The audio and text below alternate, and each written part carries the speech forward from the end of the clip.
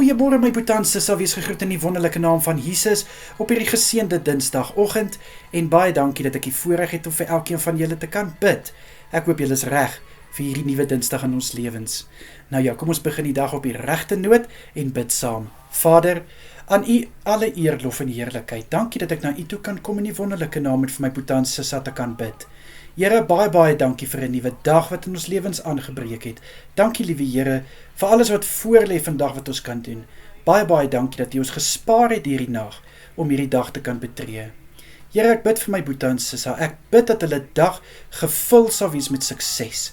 Ek bid liewe Here vir voorspoed in hulle arbeid. Ek bid liewe Here, dit wat hulle hande vind om te doen, mag daar guns op dit rus. Asseblief liewe Here. Vader, ek bid vir U goedheid in elke een se dag om sigbaar te wees. Here, versterk asseblief elke boetie en sissa deur hierdie dag en ek bid vir wysheid en besluite en keuses wat moet gemaak word. Here, mag elke een positiwiteit en goeie moed hê om hierdie dag te kan vat, die beste van elke oomblik te kan maak en te kan dryf met dit wat U op hulle pad geplaas het. Asseblief Here. Vader, ek wil bid vir al hierdie oorloë in die Midde-Ooste. Vader, met een woord, met een aanraking kan U dit stop. Here, ons weet, elke seisoen het 'n doel. Elke seisoen het 'n rede. Vader, ek bid vir onskuldige mense wie se lewens geraak word. Bid ek, Here, dat U hand oor hulle sal wees.